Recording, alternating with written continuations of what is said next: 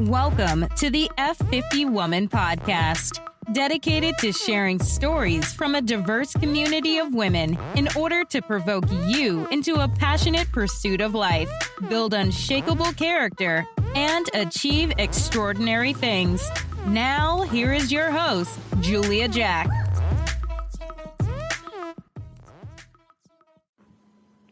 Some girls start out shy as a mouse, but through the influence of her community stakeholders, she emerges as a powerful, multidimensional woman who advocates for herself and others out loud. Althea, now Dr. Bates, emerged from her cocoon a motivational speaker, brand image consultant, life strategist, and resiliency coach. Althea is a visionary, the passion behind the Project Resiliency Movement, and she does it all under the grace of God. This woman is determined to leave no gift behind. You don't want to miss this story from another F50 woman.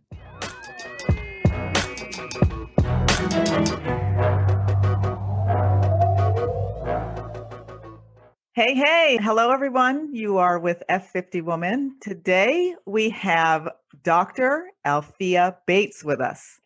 She is an executive life coach. Now you've got to listen because she's overwhelmingly amazing in the things that she does.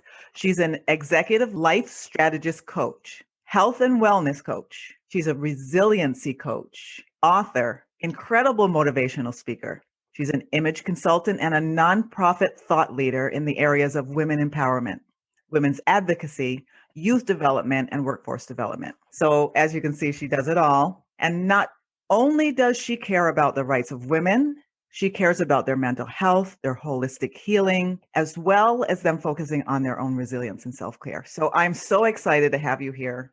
Hi, Althea. Let you say hello to everyone. Hi, F50 Women audience and podcast audience. Thank you so much for inviting me to this platform, to this stage, to this forum, to share space with you, share energy with you. I'm excited about this. Great. So we're going to start off by letting everybody into your childhood. Tell us who Althea, now Dr. Bates, was when you were a young girl. What did you want to be? What were you like? I was the shyest, the skinniest. They used to call me string bean. I was the shyest and skinniest thing on the planet. If there was a corner, you probably would find me in it. I was not about taking up space in the room. I was about how could I not get called on in the room. I was that girl. And I think of it, I had a lot to do with, it wasn't even a lot to do with I had a very confident, independent, single parent mom. And she encouraged me the space and room to grow into what I wanted to become. And I challenged her a little bit because she was an extrovert and I was super introverted. But she forced me to kind of come out of my own box and my own shell. And I truly appreciate her for that because I don't think I would show up in the space that I'm at right now if she didn't kind of force me out of my space and my comfort zone a lot of times. And I think we all need those people in our lives that kind of force us out of our own boxes that we create for ourselves. And for me, my mom was a huge part of that. So I appreciate her and I tell her that all the time. Thank you for forcing me out of that box of being comfortable, to be quiet, and to not be hurt, and to be safely comfortable in terms of not just being in the corner and not necessarily utilizing my voice. She forced me to use my voice. So I appreciate her for that. And how did she do that? What did she do? Oh, honestly, and I do it my own kids. So she challenged me in terms of putting me in programs where I had to speak out, programs that forced me into learning leadership skills and leadership abilities. She knew she couldn't do it alone, so she kind of relied on the village a lot. And there was a competency that she knew I needed, that I was lacking, that I connected to the right programs and the right resources that were going to allow me to develop those skills that I needed. Because I wanted to be a lawyer growing up. And she was like, you're not going to be able to be an effective lawyer if you stay in the corner and you don't want to use your voice. I grew up in Jamaica, West Indies, and there was a law program, a summer law program. She said, you want to be a lawyer? Okay, I'm going to send you to law school. She would always find a program based on what I wanted to do. Wow. And it was challenging. And so I did law school basically for a summer. They meshed us with law students And we actually had to do mock trials and prepared trials. We were doing things right alongside of like law school students. And I was like, maybe 13. And she was Wow. like, okay, do you still want to be a lawyer? I was like, I don't know quite if I want to be a lawyer anymore. I just want to use my voice. I just don't know if law school is the way that I'm going to go about it. But she let me try things on. And she allowed me the space and room to kind of like learn if things work for me or not. But she connected me to the right resources that plugged me in. And if she didn't know of the right resources, she asked a lot of questions. So as a single parent growing up, she was like, okay, do you know of a program that my daughter can learn X, Y, Z? And, you know, like she would always ask questions and always try to find out resources. And then if she found something or somebody to connect me to that could get me the skill or the competency that I needed, she would always go about doing that. But she was definitely a connector and a plug to the resources that I needed to be the full-fledged functional adult that you see right now. Wow. And that's, another prior F50 woman raising another F50 woman. That's amazing, because that's something a lot of moms need to hear, because sometimes we can't do it all and we don't have all the answers. Relied on the village. And so she had a lot of friends, and the friends raised me. So like she was a single parent, but she wasn't raising me alone. Like if something happened, her entire village knew about it. If something happened to me, like I had to be accountable to her whole village. Yeah. So if I didn't do something, then the entire village was going to check me on the thing that I didn't do. If I did something great, the entire village showed up to support me and encourage me and cheerlead me on if I did something great. You know what I mean? Like if there was a resource that she didn't have, she asked the village and they would supply me or connect me to the resource.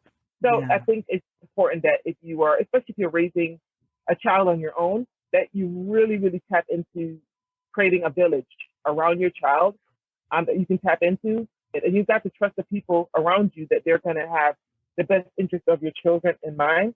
I think having a village to help you train your child is so key. And in your experience, because I'm thinking this was in Jamaica that this village surrounded you. Now, actually, both. I had a village, really? Okay.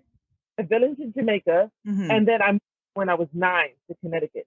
Oh, okay. And we lived and then just by her kind of being who she was, she just kind of like created a whole nother village here. Even though she still has her village there, and we're still connected to those folks.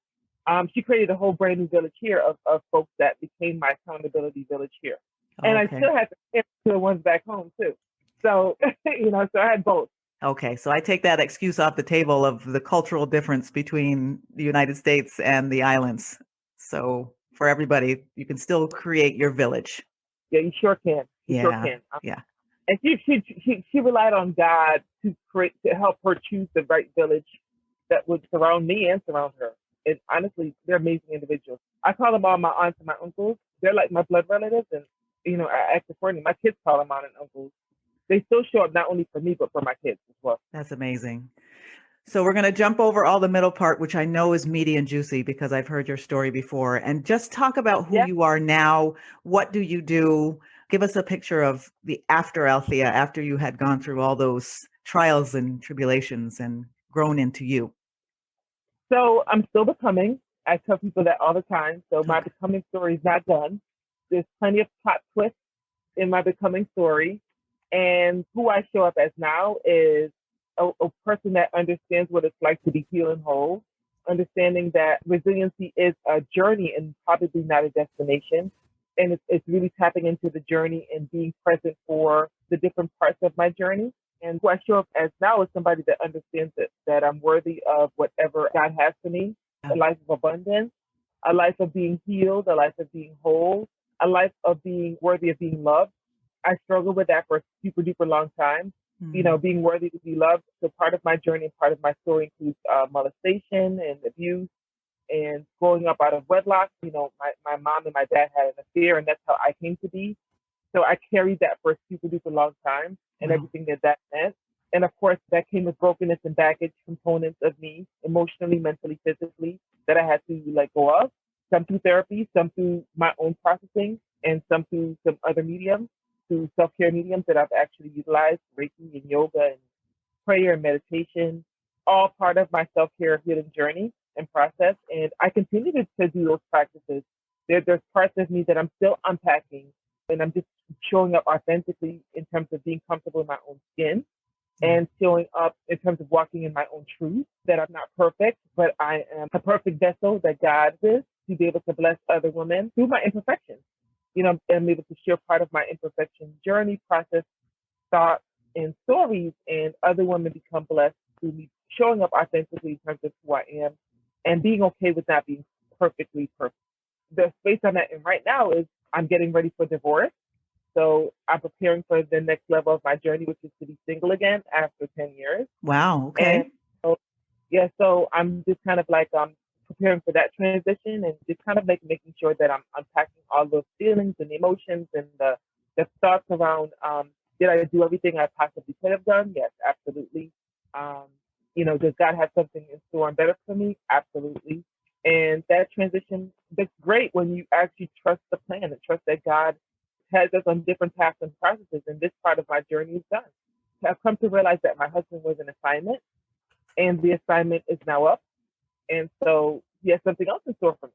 So I'm just walking into that space openly, ready to receive whatever God has in store for me to do. Yeah. And so some journeys you have to walk alone and some journeys you are partnered. And this part of my journey is a walk alone part.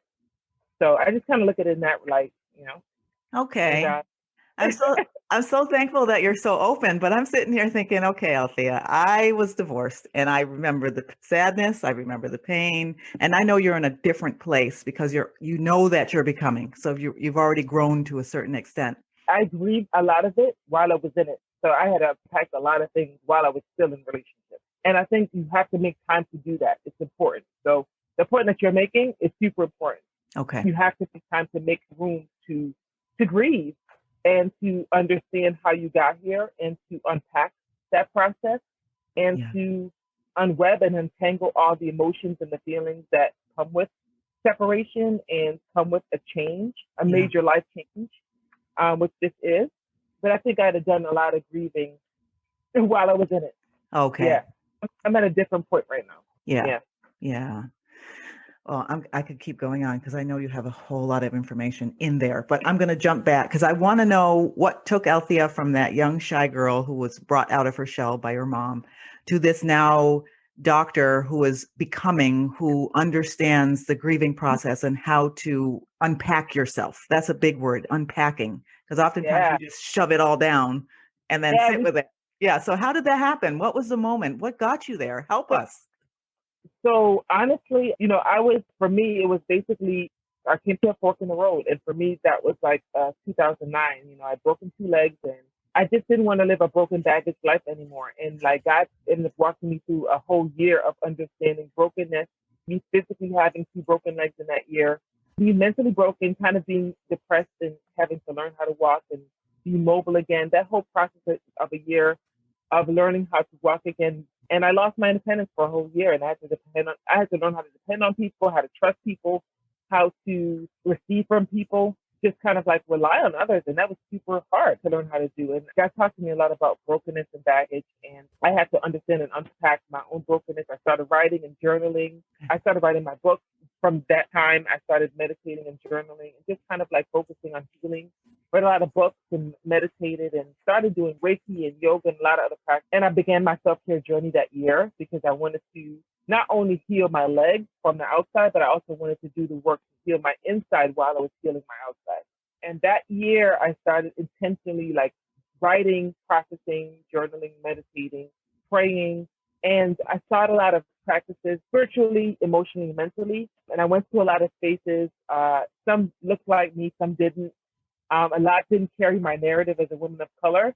And so it was like after 2 years of going through that process and on that journey intentionally, like doing these practices and like joining these healing circles and spaces, I was just like, I don't really feel like, not that I didn't feel welcome, they did their best to welcome me, but it didn't really feel like my narrative was a part of that space. That me being a woman of color, my personal story, my personal healing journey, it couldn't be identified in that space. I didn't really see me in that space. So it was like, okay, God was like, it's not there because you need to create it. And I was just like, I'm not quite ready to create it, God. Like, I met my husband and I got pregnant and started doctoral school. And I was like, let me just do this whole process and journey and just let me focus on finishing doctoral school. Then I'll become an authoritarian and I'll be able to then be heard and be listened to and be a motivational speaker and write books with a doctor in front of my name. And have all these accolades and all these things that made me credible to be able to speak in front of an audience about the things that I'm talking about, which is self-care and wellness and, being healed and whole. And God was like, no, I just need you to go do it. And I was just like, what? He's like, nah, tell the school you're not coming back. Tell me you're not coming back to doctoral school. I had just got my topic approved, my research approved. He said, tell me you're not coming back. And you're going to start the work I told you to start. And that was 2016. Fast forward, and he told me to start a conference on faith. I didn't have any money. I didn't have any speakers. I didn't have anything. And this is July. He told me, tell the school you're not coming back in the fall. Instead, I need you to start a conference in the fall instead of going back to school. He said, I gave you 8 women in your circle, and the 8 women are women that are going to help you to pull this conference together, and they're going to be your speakers. And I reached out to each of those 8 women that he connected me intentionally over the years, and they were amazing women that I'd never met before, but God put them literally in my path in that course of a year. There were 8 of them, and they all said, yes, I would absolutely love to be one of your speakers. Better yet, I would love to help you plan this. And I was just like, what? And they were like, yeah, I would love to be on the committee to plan it. All 8 of them said the same thing. So we planned the conference within less than 3 months. I hosted it November 4th of that year. We had about 200 women that showed up, and they were ready to receive. And it wasn't enough tissues and Kleenex, and the outpouring was amazing. People were released. People let go of their brokenness. People were strangers coming in and hugging on each other, leaving out. So many people said that was the catalyst of change in terms of things that happened with them leaving their brokenness and baggage there at the conference, them working on themselves, them going on their own self-care path, process, and journey. A lot of women stay connected. They met at that conference, and they're still connected now. And so it's from that became Project Resiliency Movement. Movement focused on resiliency and self-care and holistic healing and wellness. And we create space, a sacred space, a safe space for women of color to get together, to really go inward. We always say this, all roads lead back to you. I've been to one of those events, and I was amazed by the openness and the stories that came out. You don't typically see a whole room full of Black women sharing in that way. Funny, right? In that way. And I'm thinking about, when, at least for me, sometimes there are times when I go to church and I have a lot of stuff sort of packed, like you were saying. And then you get there and it's almost like, this is my safe place where I could just let it all out. And the feelings just come up. And that's what it felt like for me when I went. It was like a place where that no one's going to judge me, and we're all feeling the same thing, and we're all trying to just be the best us we can be. And I just don't know how the heck to figure that out. Right. Yeah. But I know I'm around a bunch of other women that are also on that same journey. We can do it together. And that's the point. Yeah. That you're not alone. That there's other people trying to figure it out just like you. Right. And it's a safe space to be able to let your guard down and let people know that you're not perfect and you're not healed and you're not whole. And there's parts of you that you would like to be well, and just being honest in that space about what that looks like. Yeah. Yeah. Because I think in the world, as we walk around, we go to our jobs and we go to our homes, we're trying to be strong women. And one of your mottos is strong women need support most. But one question, a little bit off the rail question, is how did you hear God's voice? I mean, was it like this thing outside of your head that told you this is what I want you to do, just to help other women understand how to trust that voice? What does it look like? What does it feel like? It may be different for other people, but tell us what it was like for you. It was like as somebody having a conversation with you, like you and I are talking right now, and it became louder. Let me just say this, the more I didn't do what he told me to do in the time he told me to do it, it became super louder. So it's just like, okay, so you're not going to do what I told you to do, then I'm going to start taking away things from you. Until you redirect yourself to what I need you to do, I'm going to start taking things from you until I get your attention. So his voice became louder, like louder in my head, but then also louder with the things that kept happening. The patterns in my life that kept happening. Okay. Right. And sometimes we just take it for granted, like, oh, it's just life. We're just going through stuff. But like what I realized that everything's intentional. Yeah. So things don't happen to you by chance. God is everywhere. He's in everything. And so sometimes God's speaking to you loudly. If things are happening to you loudly in your life, it's because he's trying to get your attention and he's being super loud about it. And sometimes we hit the ignore button and we're on auto ignore. And so we tune out And he's like, no, I need you to tune into me. I need you to go inward. And for me, it wasn't any special, like, I was praying every day and I was reading my Bible every day, because that would be a lie. I really wasn't. What happened was that the beginning of that year in 2009, when I really started hearing from God, it was because I was intentionally seeking him. And I was just basically like, I don't want to live this life. I was doing a lot of work and I was doing a lot of things, but it didn't feel like I was fulfilling my purpose. Yeah. And I wanted to be truly intentional about fulfilling my purpose. And so I was intentional about asking him to connect with me and share with me what that was. And that was just me having a conversation like I'm having with you. It's like, God, I need to figure this out. What am I here for? Like, what do you want me on this earth to do? I don't want to feel like I missed the mark. Like, I've been here doing all of these amazing things. That's not in line with what you want me to do. So what is it that you want me to do? Who am I supposed to be helping? You know what I mean? Like, and how am I supposed to be helping them? What gifts do I have to offer that I'm supposed to be tapping into and using to help people? In what way am I supposed to be doing that? And I was super intentional about just asking those questions. Yeah. Yeah. And with the intent of getting an answer, he began to talk. And basically, like, I've been waiting for you to ask me this. You know what I mean? Like, I've been waiting on you. Yeah. Like, yeah. And this is what I would never, ever suggest you do, guys. So what I did was I said, God, I'm so busy with things, and my life is so filled up with things that I just need a break to figure this out. No. Never say that. Never pray that prayer out loud, okay? Okay? Because he's a God of intentionality and he's a God of humor. He's a humorous God. And so because I specifically asked for a break, he did. He broke two of my legs 5 months apart in 1 year. I got the break. And the break was a year where I was literally could not go back to work. Yeah. Where I had time to figure out what he wanted me to do. But he did that for a literal break. 2 literal breaks of my legs. Yes. Watch what you ask for. Yes. But at the time, did you attribute that to your question or what you were asking God, or did that come later? So honestly, when the first break happened, I was literally on my back outside in 20-degree weather for about an hour, and it was just me and God because nobody was up. It was like about 7 a.m. on Saturday. And I was like, are you serious, God? And he was like, remember? And I heard him. He said, remember you asked me for a break. Oh my goodness. No, I didn't mean. Yeah. No, I didn't mean. He said, well, you didn't specify. You asked for a break. If you are enjoying the F50 Woman podcast, don't forget to share your positive comments and ratings and share us on all your favorite social media channels. F50 Woman is a movement created for women, spread by women. Thank you for your support. Now back to the show and your host, Julia Jack. Man, you got to be specific when you pray. Yeah. You got to be super specific about what you want and be intentional about what you desire and what you're seeking. Did you get angry at him at any point in this process? I thought it was hilarious. I mean, like, I was just like, okay, all right, so you got a sense of humor. I see you. I see your sense of humor.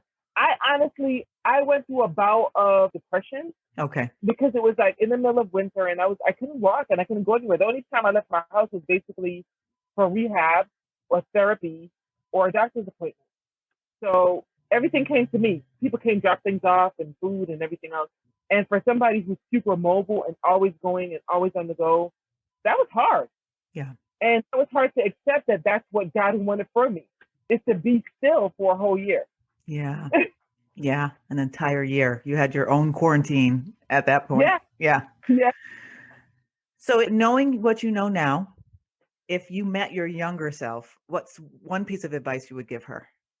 I would basically say, give yourself grace. I know you have a lot of things that you want to do and you have a lot of things you want to accomplish, but give yourself grace. You know, it'll happen when it happens.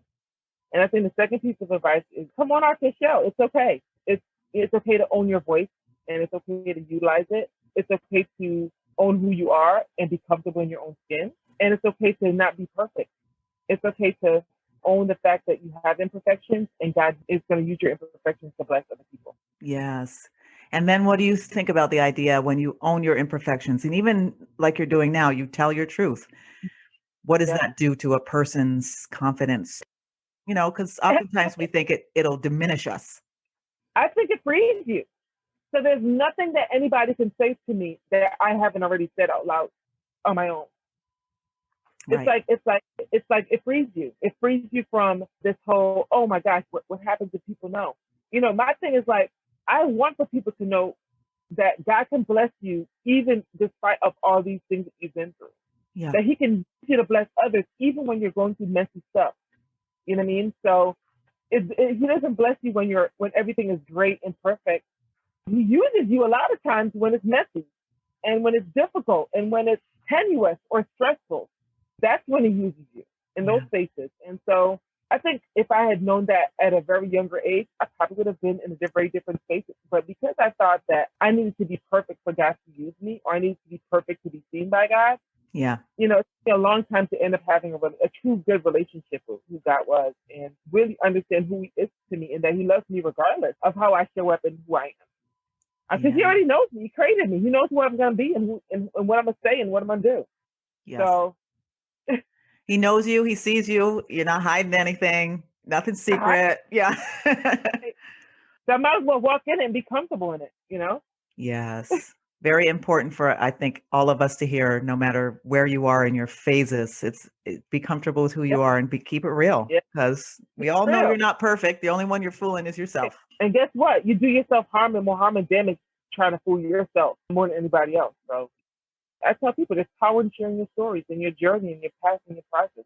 Be willing to talk out loud about what that looks like, because somebody's waiting on that story. Somebody's waiting for you to share something that they can hold on to as a lifeline, so they can actually, as a lifesaver preserve, that might encourage them to keep going. So your story might be the very thing that keeps somebody from taking their life. Something that I say one day or the next might be something that prevents somebody from changing their mind about taking their life. Yes, absolutely. You don't recognize how powerful it can be, that just little thing. Yeah. So I use my voice because that's the gift that God gave me. Yes. So my voice. So tell us, I know that you have campaigns coming up. Strong women need support the most in May. I know you have lots of things in the bag that we need to hear about. So please tell us what's next for you. What are you working on? How do we get involved? Okay, so before that, this year I launched I Am Dr. Bates. So Dr. Bates is, she does it all. So I am a motivational speaker. I am an image consultant. So I help people to actually build the image of their brands and, create what their image looks like for their brand. I'm a executive life strategist coach. I'm a resiliency coach, a wellness coach. I do all these amazing things. I'm an author. I'm a philanthropist. I love to give back to others and pour into others. I consider myself a visionary because I always have a plan that's always 10 to 15 years ahead of where I'm at. Nice. So I do all these things, but I do them under the grace of God. And I know that this is all part of His plan who I am and who I ought to be. And 10 of my goals is to try on every gift and gifting. I don't want to leave any skills or abilities that I have dormant. And so that's actually what was my intention for 2021, was to try on every single gift that God has for me and over my life. So I'm going to probably have a few more that I'll put out the bag as well. I'm trying these different gifts on and helping other people while doing it. What we have coming up for Project Resiliency Movement specifically is I am getting ready to put together our annual campaign, Strong Women Need Support the Most. And it's really creating sacred space for the strong woman, the woman who shows up for everybody else, who does everything for everybody else, but many times doesn't have a sacred or safe space to pour out what she's going through, to let down her guard, to show up authentically in her truth, to actually rely on other people as opposed to being relied on. She always has to be everything and everything to everyone. And so we wanted to create a campaign to focus in on mental health awareness while focusing on the strong woman, which is who we want to target as an organization. That woman who needs as much help as she pours out. We have planned amazing activities that all around just focusing on the strong woman and mental holistic healing and wellness.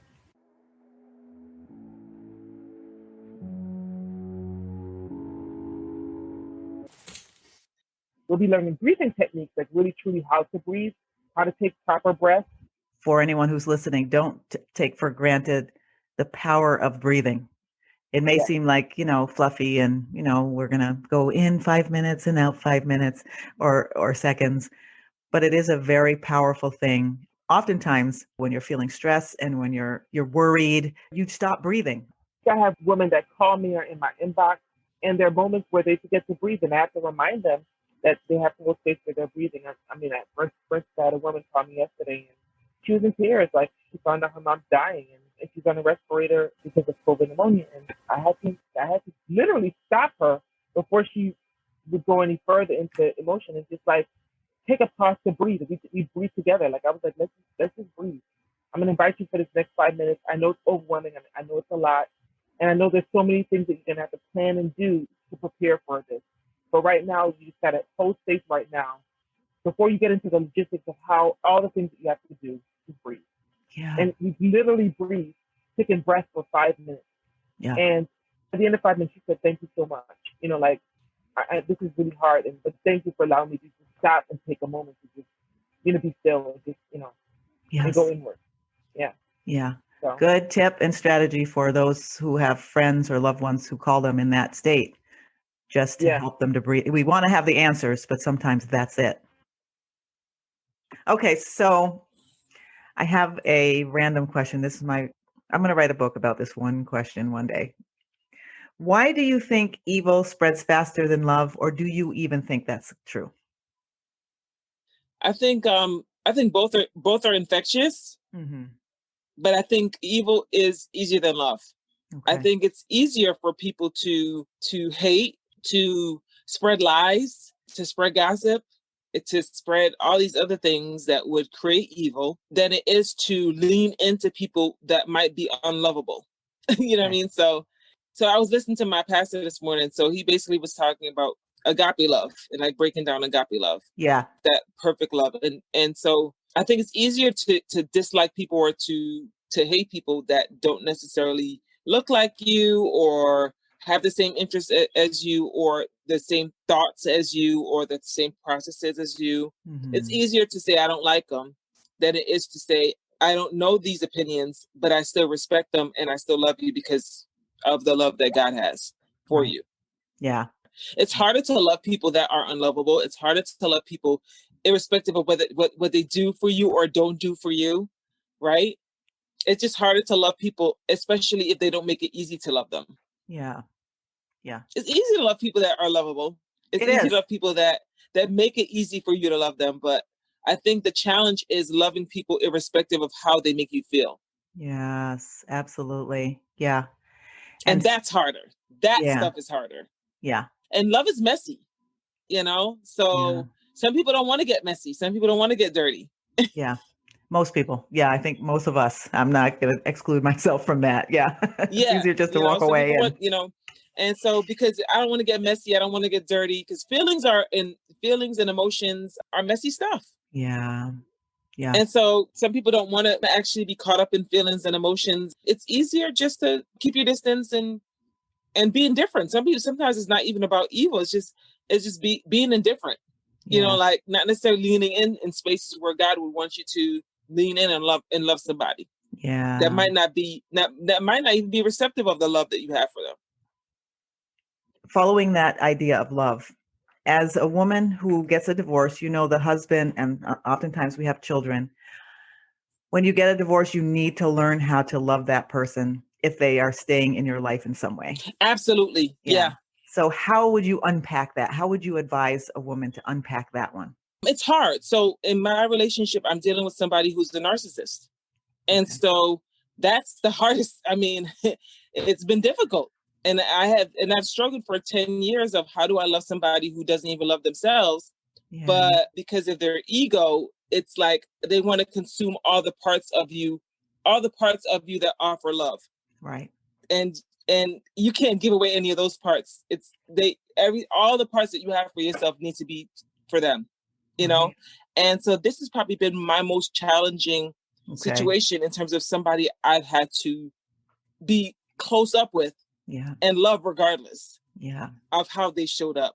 And so it took me a long time to even understand that he was truly a narcissist. It took me a long time to even unpack that and get to understanding that what I'm dealing with is even beyond individual. It's actually behaviors that are, to a larger extent, things that he dealt with from childhood trauma. And he's showing up in the world as a narcissist now because it's safe. It's a safe space for him to own and control if he's in control and ownership, then he doesn't have to go back to those things that he didn't deal with from childhood and trauma.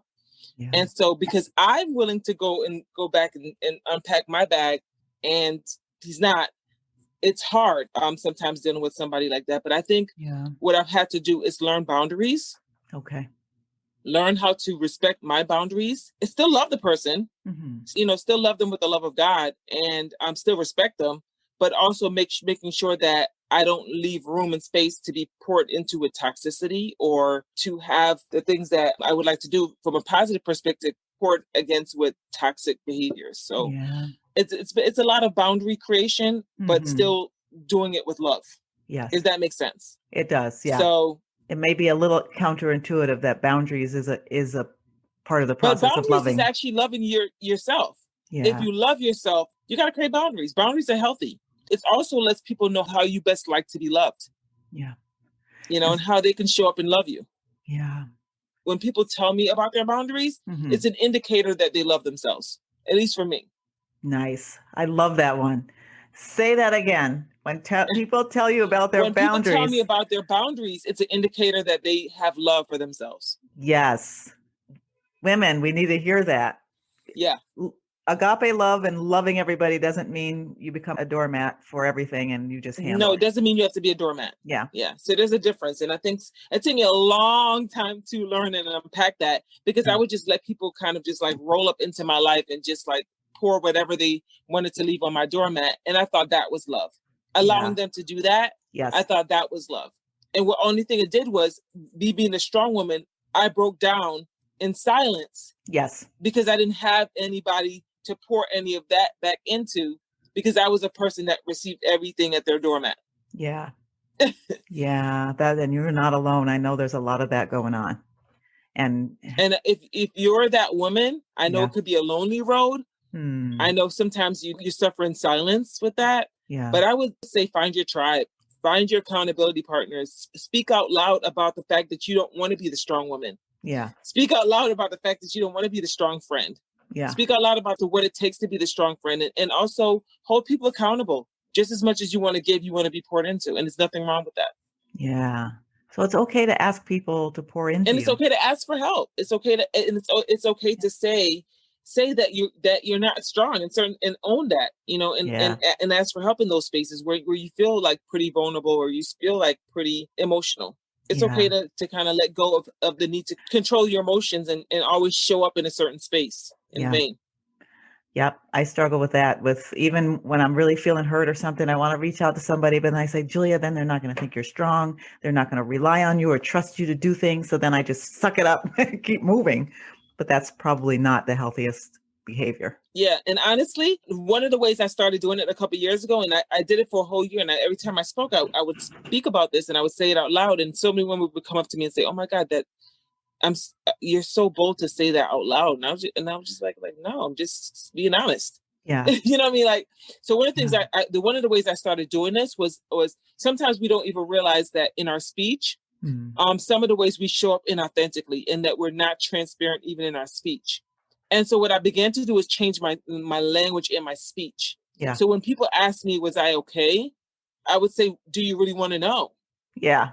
I would ask them back, do you really want to know? And sometimes it would make them think like, oh, yeah, I guess I want to know. Yeah. Did anyone ever tell you no? Are you asking to ask, or are you asking because you really want to know? Yeah. And there's a difference. Yes, there is. Yeah. And I just began to be honest instead of saying, oh, I'm great, I'm fine, which is my go-to answer. And 2 years ago, I wasn't fine. Yeah. And so I began to say, I'm just going to change the language and narrative. I'm going to speak out loud about it's okay not to be fine. It's okay not to be okay. Yeah. The more permission that I think we give people in our tribe and our accountability sphere of influences and our networks to say, it's okay not to be okay. And when we're not okay, I think we should say that we're not okay. Yeah. You start with your own circle of people. And then you spread this whole idea of it's okay not to be okay to larger circles that you're in. And you just kind of keep it going like a ripple effect. Yeah. If you're not okay, I need to know you're not okay. Yes. And I need you to be able to be comfortable enough to say you're not okay. Yeah. And it's okay if you're not okay. Yeah.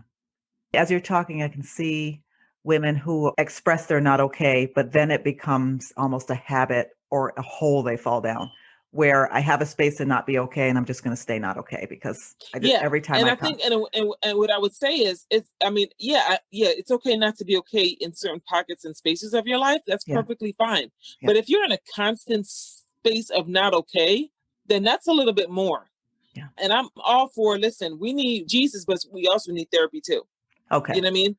And I think sometimes what happens is that we rely and put things on our friends, and we put our friends into spaces where our friends become our therapists instead of going to therapy.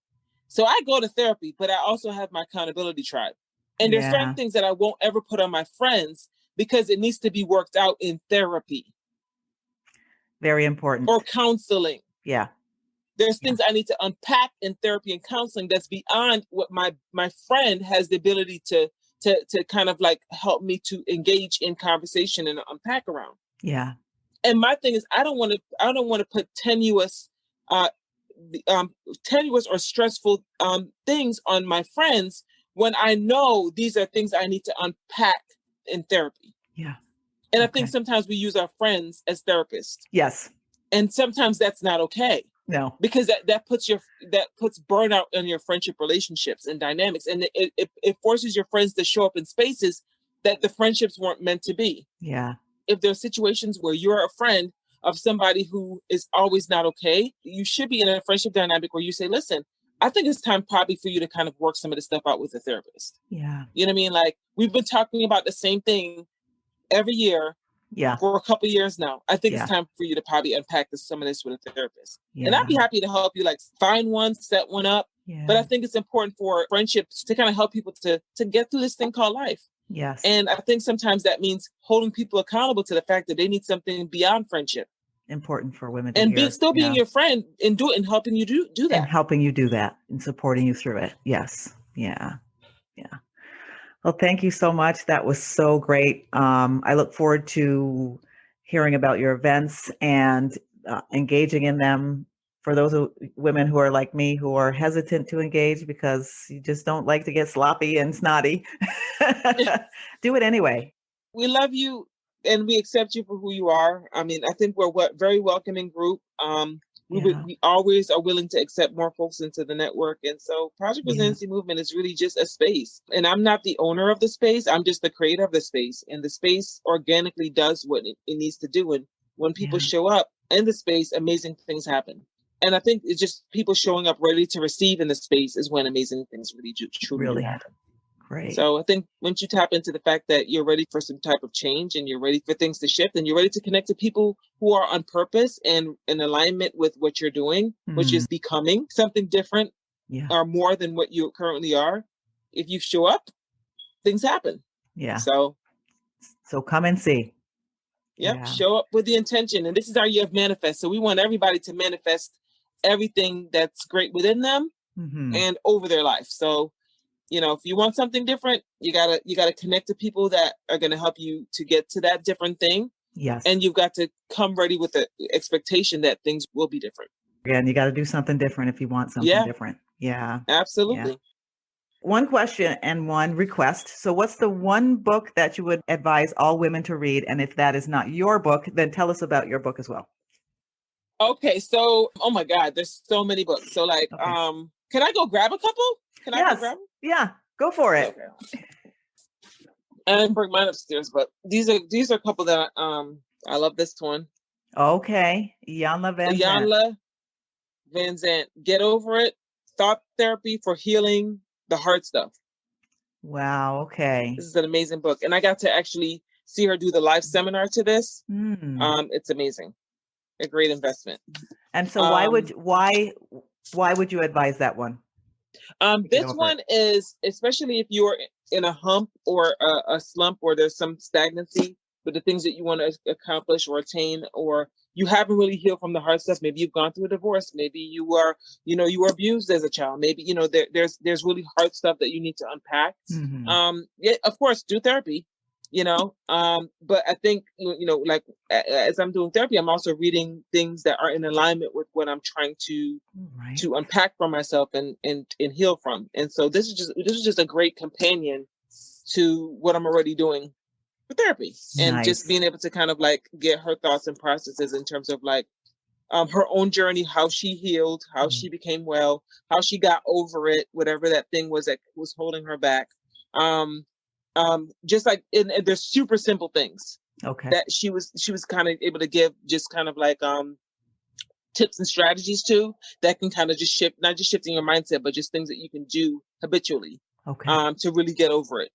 And I thought that was helpful. The actual Nice. tangible tips that you can kind of do, to get over it. And they're super simple things and it's really a super easy read. Nice. So I think that was one. Okay.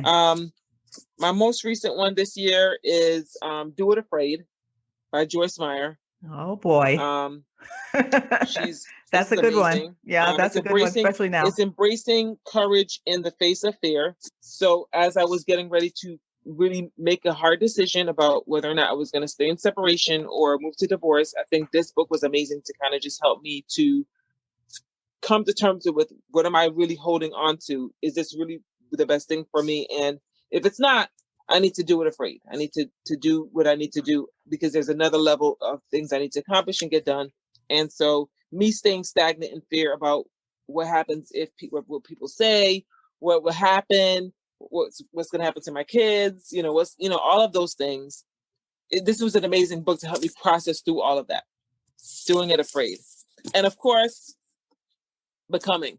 So I've been on a journey since this book to just becoming a better person and better individual, a better wife, a better mother, a better business partner, a better human being.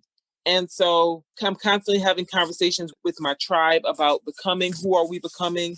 Where are we in our path and process to becoming? What type of woman do we want to become? And challenging, folks around me to become more than what you thought you were put on this earth to become.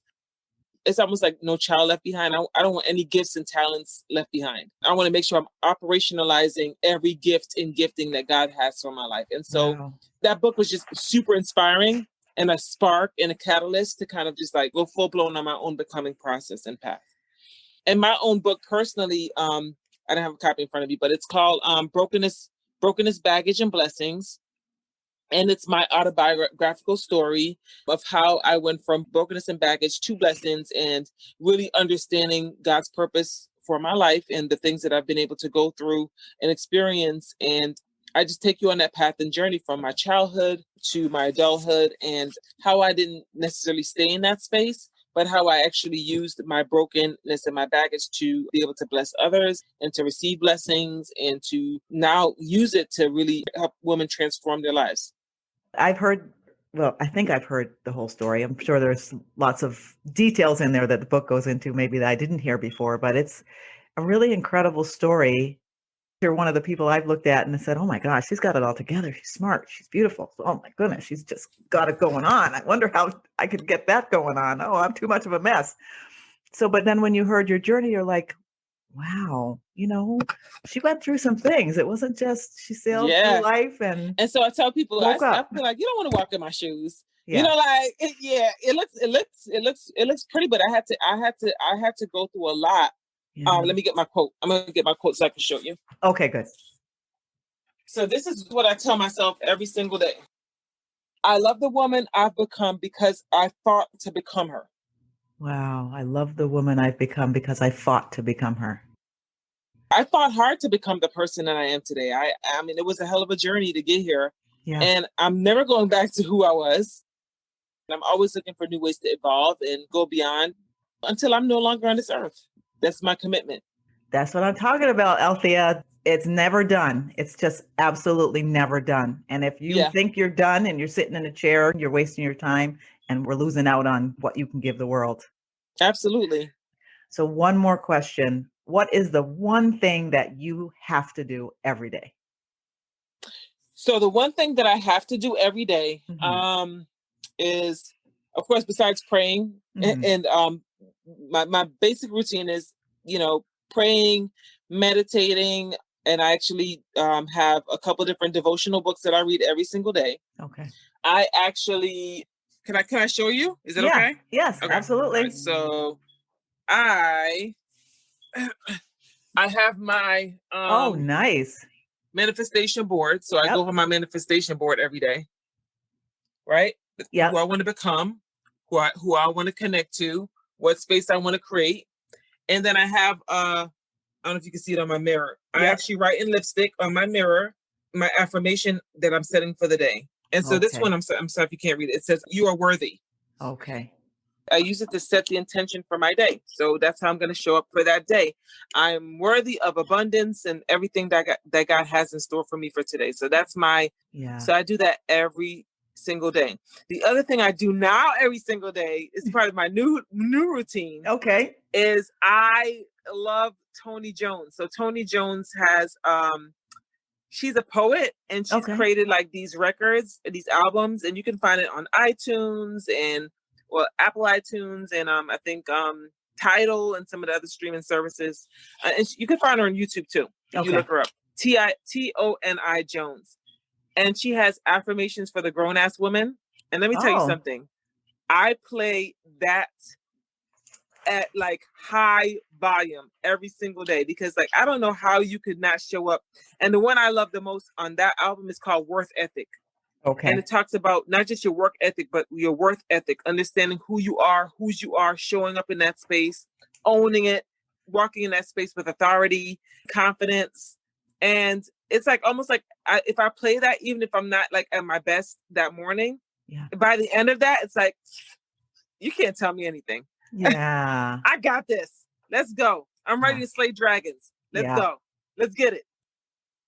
So I'm one of those people that says, oh, that affirmation stuff is hocus pocus and mumbo jumbo. That doesn't really do nothing.